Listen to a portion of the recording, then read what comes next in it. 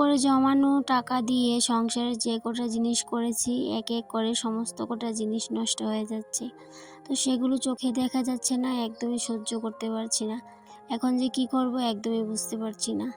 যাই হোক বন্ধুরা, সবটাই তোমাদের সাথে বলবো। তার আগে বলো তোমরা সবাই কেমন আছো? আশা করছি রাধা মাধবের কৃপায় সবাই ভালো আছো। এখন বাজে সকাল 8টা। আজকে সকাল সকাল স্নান করার একটাই উদ্দেশ্য, এই যে ঘরে জল ছিল না ঠাকুর ঘরে, তো জল তুলতে হবে। আর এমনিতেও কটা দিন ধরে ভাবছি এখন থেকে সকাল সকাল করে পুজোটা দিয়ে দেব। তো সেই জন্যই বলতে পারো সকাল সকাল স্নানটা করে নিয়েছি। তুলসী মঞ্চটা এতটা শ্যাওলা হয়েছে, সেই শ্যাওলাগুলোকে আর ঘষে মেজে উঠানো একদমই সম্ভব হচ্ছে না। বেশ কিছুদিন আগের একটা ব্লগে আমি তুলসী মঞ্চটা এই শ্যাওলার কথাটা বলেছিলাম, তো একজন দিদিভাই আমাকে বলেছিলে যে ব্লিচিং পাউডার দেওয়ার জন্য। তবে হ্যাঁ, আমিও ভাবছি ব্লিচিং পাউডারটা দেবো, কিন্তু এই যে হাজব্যান্ডকে দিয়ে একদমই আনাতে পারছি না। ওকে যদি কোনো কিছু আনতে বলি ও আনবে করে, কিন্তু আর একদমই আনে না। তো ভাবছি একদিন বাজারে গিয়ে নিজেই নিয়ে আসবো। মাসের প্রথমে যে মুদিখানা থেকে আমরা খরচাপাতি আনি, মানে আনা হয়, সেই দোকানে যা কিছু পাওয়া যায় সমস্ত কিছুই নিয়ে আসবে। কিন্তু এই দোকানে যা যা পাওয়া যায় না তা কিন্তু আনাতে আমার অনেকটাই কষ্ট হয়ে যায়।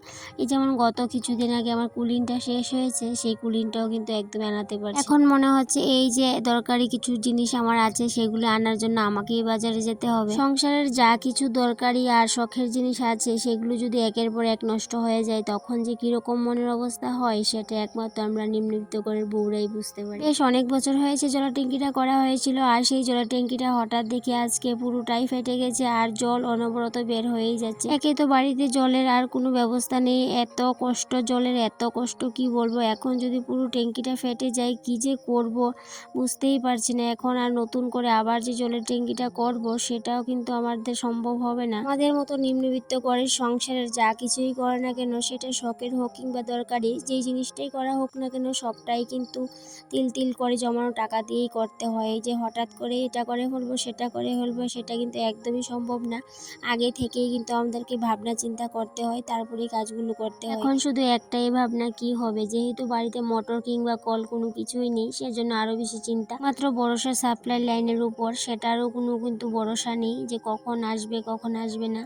এই যে এমনও দিন যায় 2 থেকে 3 দিন সাপ্লাইও আসে না, তো তখন কিন্তু আমাদের ট্যাঙ্কির জলেই কিন্তু চলে যায়। এখন যদি ট্যাঙ্কিটা এইভাবে নষ্ট হয়ে যায়, মানে ফেটে জল বেরিয়ে যায়, তাহলে আমাদের যে কি অবস্থা হবে সেটাই ভাবতে পারছি না। এই ব্লগটা যখন শ্যুট করছিলাম তখন কিন্তু ট্যাঙ্কিটা ঠিকই ছিল, কিন্তু আজকের ব্লগটা যখন শ্যুট করছিলাম তখনও ঠিক ছিল, কিন্তু বিকেলের দিকে এই অবস্থা হয়েছে। এজন্য আগে ভাগেই তোমাদের সাথে কথাটা শেয়ার করে নিচ্ছি। তুলসী মঞ্চ পরিষ্কার করে ফুল তুলে নিয়েছি, আবার কয়েকটা ঠাকুরের কাপড় ভিজিয়ে নিয়েছি। এইদিকে এসেছে সাধু বাবা, তো ইনি যখনই আসে তখনই কিন্তু ওনার কাছে একটা লোহার ডান্ডা আছে, সেটা দিয়ে সবাইকে আশীর্বাদ করে। তো তিনি যখন আশীর্বাদ করে তখন কিন্তু অনেকটাই ব্যথা পাওয়া যায়। তো সেই জন্য আমি যখন আশীর্বাদ নিতে যাই তখন কিন্তু আমার অনেকটাই ভয় করে। আর যেহেতু উনি এসেছে আর ওনাকে কিন্তু আমি আজকে চাল দিতে পারিনি, ওই ছেলেকে বললাম চাল দিয়ে দিতে। তো আমি যেহেতু ওনাকে প্রত্যেক দিন দিতে পারি না, তবে মাঝে মধ্যে হাতে ওনার 10 টাকা কিংবা 20 টাকা দিয়ে দিই, কারণ ওনার এত বয়স হয়েছে এখন ওনাকে দেখলে আমার ভীষণ কষ্ট লাগে। কারণ এখনও পর্যন্ত উনি আমাদের বাড়িতে, মানে এই সাইডের বাড়িগুলোতে আসে, কিন্তু কয়েকদিন পর হয়তো বা তিনি আসতে পারবেন না, সেই জন্য অনেকটাই কষ্ট লাগে। সেই জন্য মাঝে মধ্যে ওনার হাতে আমি 10 টাকা কিংবা 20 টাকা দিয়ে দিই। তো আজকেও ভেবেছিলাম আমার কাছে ভাঙতি আছে কিনা, তবে পরে গিয়ে দেখি ঘরে আছে। তো উনি তো চললেন, তো তারপর ওনাকে ডাক দিয়ে আমি হাতে 10 টাকা দিয়ে দিলাম। তারপর উনি কিন্তু ভীষণ ভীষণ খুশি হয়েছিল। তো মাঝে মধ্যে আমি ওনাকে দিই আমার সাধ্য মতো। যদি আমার সাধ্য থাকতো তাহলে আর একটু বেশি দিতাম, কিন্তু সাধ্য যেহেতু কম তাই জন্য নিজের সাধ্য মতোই চেষ্টা করি। ওনাকে দেখে না ভীষণ কষ্ট হয়, মনে হয় উনি আর বেশি দিন আসতে পারবে না, কারণ আগে অনেকটাই শক্তপোক্ত ছিলেন, কিন্তু এখন দেখি উনি আরও নরম হয়ে গেছে। তাই জন্য বলতে পারো অনেকটাই খারাপ লাগে ওনাকে দেখলে। আর ওনাকে যদি আমি 10 টাকা দিয়েছি, খুবই কম দিয়েছি। ওনাকে যদি 100 টাকাও দেওয়া হতো তাহলেও কিন্তু কম হতো। তবে হ্যাঁ, ওনাকে 10 টাকা দিতে পেরেও কিন্তু আমার অনেকটাই শান্তি লাগছে। সে 2-1 বার ঠাকুর ঘরে একটু হাতে সময় নিয়ে ঢুকি, কারণ ঠাকুর ঘরটাকেও কিন্তু ক্লিন করে রাখতে হয়। তো সেটা যদি আমরা মাঝে মধ্যে না করি তাহলে এতটা নোংরা হয়ে যায় কি বলবো। তো সেই জন্য মাসের মধ্যে বলতে 2-1 বার হাতে একটু সময় নিয়ে ঠাকুর ঘরে ঢুকতে হয়, ঠাকুর ঘরটাকে একটু ভালো করে ক্লিন করে রাখতে হয়। যেমন আমাদের ঘর দুয়ার রান্নাঘর যেভাবে ক্লিন করে রাখি সেভাবেই কিন্তু ঠাকুর ঘরটাকেও ক্লিন করে রাখতে হয়। এদিকে আজকে সব কটা কাপড় ধুয়ে দিলাম না, মাত্র হাতে গোনা কয়েকটা কাপড় ধুয়ে দিয়েছি। আবার কয়েকদিন পর যা কাপড় আছে বাকিগুলো সেগুলো ধুয়ে দেবো। আজকে যেই কাপড়গুলো ধুয়ে দিয়েছিলাম গত কয়েকদিন আগে যখন বাবার বাড়িতে গিয়েছিলাম সেদিনকে ছিল প্রচুর প্রচুর বৃষ্টি, আর বৃষ্টির কারণে ফুলগুলো ভিজেছিল। আর ভিজা ফুলগুলো যেহেতু ঠাকুরকে দেওয়া হয়েছিল, আর যেহেতু বাড়ি চলে গেছি ঠাকুরকেও কিন্তু পূজাও দেওয়া হয়নি, ঠাকুর এমনিতেই ছিল। আর যেই ফুলগুলো ঠাকুরের সামনে দেওয়া হয়েছিল সেই ফুলগুলোর কারণে ঠাকুরের কাপড়গুলো কিন্তু একটু দাগ পড়ে গেছিলো, সেই জন্যই কিন্তু বাড়িতে এসে আজকে এই কাপড় চোপড়গুলো ধুয়ে দিলাম। তবে আজকে কাপড় ধোয়ার প্ল্যান ছিল না, কিন্তু যেহেতু ফুলগুলো পচে একটু কাপড়গুলোর মধ্যে দাগ লেগে গেছে সেই জন্য কাপড়গুলোকে একটু ভালো করে পরিষ্কার করে ধুয়ে দিলাম। তবে আরও অনেকগুলো কাপড় আছে ঠাকুর করে, সেগুলো কিন্তু আজকে আর ধুইব না, কারণ একদিনে যদি আমি সমস্ত কিছু ধুতে যাই তাহলে অনেকটাই সময় হাতে নিয়ে ঢুকতে হবে ঠাকুর করে। সংসারের আয় উন্নতির জন্য কতক্ষণে ভাবনা চিন্তা আমরা করি নিম্নবিত্ত ঘরের বউরা, সেটা একমাত্র আমরাই জানি। এই যে ধূপকাঠিটা দেখতে পাচ্ছ আমার হাতে নতুন নিয়েছি। তো দোকান থেকে যখন মাসে মাসে ধূপকাঠির প্যাকেট আনা হয় সেটা একটু দামটা একটু বেশি হওয়ার কারণে আমি অনলাইনে একটু কম পেয়েছি, তাই জন্য এই কৌটাগুলো নিয়েছি। আর এইভাবেই প্রত্যেকটা খরচাপাতি থেকে যদি 1 টাকা 2 টাকা করে সেভিংস করতে পারি সেটাই কিন্তু আমার সংসারের জন্য বিশাল। তবে হ্যাঁ, অনেকের কাছে হয়তো ভাই 1 টাকা 2 টাকার কোনো মূল্য নেই, কিন্তু আমার কাছে আমার সংসারের জন্য এই 1 টাকা 2 টাকাই অনেক মূল্যবান। 100 টাকা থেকে যেমন 1 টাকা সরিয়ে নিলে 100 টাকার মূল্যটা 99 টাকা হয়ে যায়, তেমনই আমি 1 টাকাকেও কিন্তু 100 টাকার মতোই মূল্য দিই। তবে হ্যাঁ, আমরা যারা নিম্নবিত্ত ঘরের বউরা আছি আমরা কিন্তু সবাই জানি যে 1 টাকা 2 টাকার মূল্য কতখানি। যাই হোক, এই ব্যাপারে আর কোনো কিছু বললাম না। এদিকে দেখো ঠাকুর ঘরে এসে ঠাকুরের পুজোর জন্য আমি সমস্ত কিছু জোগাড়যন্ত্র করে নিচ্ছি। আর যেহেতু ফুলগুলো পচে যায় আর লক্ষ্মীর ঘটের মধ্যে যে ফুলগুলো দিয়েছিলাম বৃহস্পতিবারে সেগুলো একটু পচে গিয়েছিলো, তাই জন্য একটু হালকা হাতে সরিয়ে নিয়েছি। সপ্তাহে একবার মা লক্ষ্মীর বৃহস্পতিবারে ঘটটা পাল্টানো হয়। তবে হ্যাঁ, প্রত্যেক বৃহস্পতিবারে যেহেতু ঘট পাল্টানো হয় তার মধ্যে কিন্তু আর অন্য দিন কিন্তু ঘরটাকে আর হাত দিতে নেই, ঘরটাকে লাড়াতে নেই। তো তাই জন্য আমি বলতে পারো হালকা হাতে ঘরটা থেকে ফুলগুলোকে তুলে নিয়েছিলাম যাতে করে ঘরটা না লড়ে। ঘরটা যদি নড়ে তাহলে কিন্তু মা লক্ষ্মী খেপে যাবে, সেই জন্য হালকা হাতে ফুলগুলোকে তুলে নিয়েছিলাম। আবার নতুন করে ফুল দিয়ে দিয়েছি। এদিকে আমার পুজো কমপ্লিট হয়ে গেছে, এবার চলে যাব রান্না করে। তার আগে দেখো তোমাদের সাথে শেয়ার করে নিয়ে যে আমি ধূপকাঠির বক্সগুলো এনেছি। দেখো এরকম আমি 3টা বক্স এনেছি, একটা এটা হচ্ছে গোলাপের, আরেকটা হচ্ছে চন্দনের, আর একটা হচ্ছে কর্পূরের। তো সবগুলোর মধ্যে আলাদা আলাদা স্মেল, একটার মধ্যে হচ্ছে গোলাপের স্মেল, আরেকটা যেটা কর্পূরের সেটার মধ্যে কর্পূরের স্মেল, আর যেটা চন্দনের সেটার মধ্যে চন্দনের স্মেল। আর এই যে কৌটাটা এটার মধ্যে কিন্তু 20 থেকে 22টা কাঠি আছে। তো প্রথমে ভেবেছিলাম আরও কম হবে, পরে গুনে দেখি 20টার উপরে আছে। তো এই কাঠিগুলো কিন্তু বেশ ভালোই। হ্যাঁ, যতই ধূপকাঠি জ্বালাই না কেন ঠাকুর ঘরে ধূপের থেকে কিন্তু নিচে, কারণ যখন আমরা ধূপ দিই নারকেলের চুলা দিয়ে তখন কিন্তু যেই মানে স্মেলটা সুগন্ধিটা আসে ঠাকুর ঘরে সেটা কিন্তু কখনোই ধূপকাঠি দিতে পারবে না। তাই জন্য আমার কাছে যতই ভালো ধূপকাঠি হোক না কেন আমার কাছে কিন্তু ধূপটাই সবচেয়ে থেকে বেশি প্রিয়। তবে হ্যাঁ, আজকে আর ধূপ জ্বালালাম না, আজকে ধূপকাঠিটা দিয়ে পুজো করে নিলাম। এখনও রান্নাবান্না করিনি, কখন যে রান্নাবান্না করব সেটাই ভাবছিলাম। আর রান্নাঘরে যাচ্ছি, আর ভাতও কিন্তু খাওয়া হয়নি, এখন ভাতটা খেয়ে রান্নাটা বসিয়ে দেব।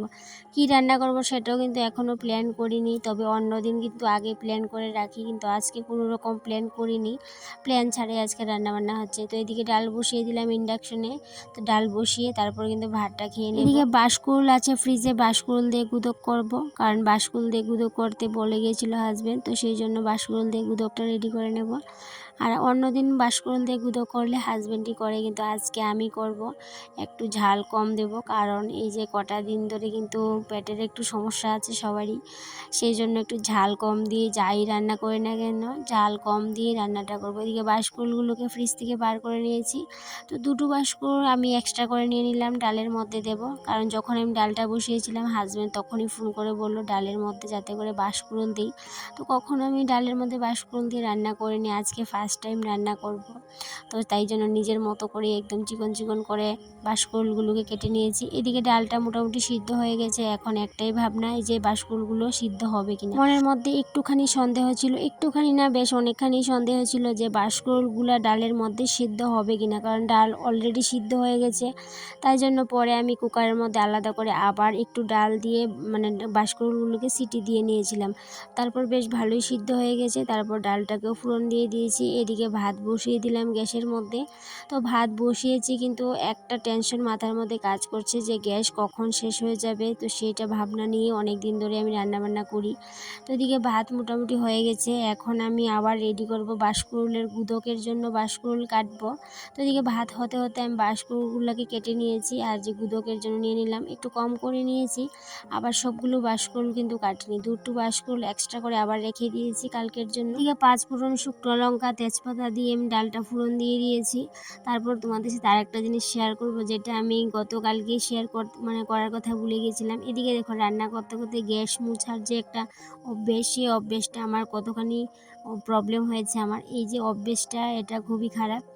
আর সেটা আমি দেখো করতে গিয়ে কী করেছি, এই যে সেদিনকে যখন রান্না করছিলাম আর গ্যাসটা এভাবে মুছছিলাম, তখন কিন্তু কড়াইটা হাতে লেগে গিয়েছিল। তো আমারটা বেশ ভালোই শিক্ষা হয়েছে। এখন তোমাদেরকে সবাইকে উদ্দেশ্য করে বলছি, যদি তোমরা রান্না বসিয়ে এভাবে গ্যাস মুছতে যাও, তাহলে খুব সাবধানে মুছতে হবে, কারণ আমার হাতটা দেখলেই তো কী অবস্থা হয়েছে।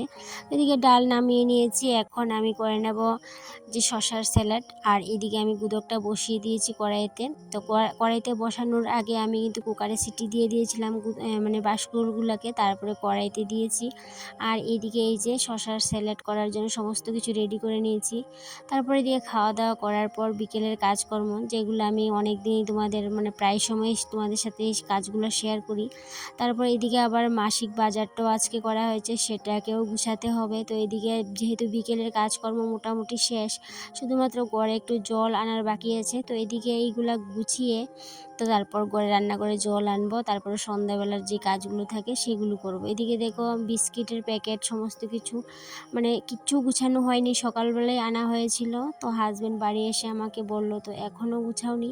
তো আমি বললাম আমি সময় করে গুছিয়ে নেব, তো সেটা নিয়ে তোমাকে আর ভাবতে হবে না। তো এদিকে আমি সমস্ত কিছু জায়গা মতো রেখে দেবো, সবগুলো এক জায়গাতে রাখবো না।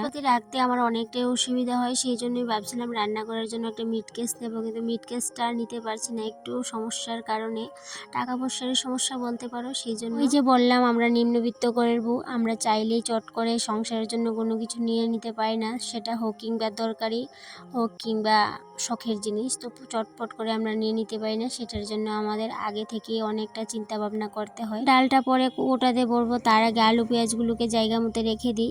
এদিকে আলু পেঁয়াজগুলোকে গুছাতে গুছাতে গিয়ে দেখি একটা আলু নষ্ট। তো এই আলুটাকে আর এগুলোর মধ্যে রাখবো না, এগুলোর সাথে যদি এটাকে রাখি তাহলে বাকি আলুগুলো নষ্ট হয়ে যাবে।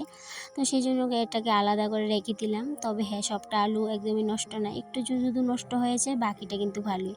তাহলে বন্ধুরা আজকে আসি, এই পর্যন্তই রইলো। আবার দেখা হবে তোমাদের সাথে পরবর্তী কোনো একটা ব্লগে। ততক্ষণে তোমরা ভালো থেকো, সুস্থ থেকো, টাটা।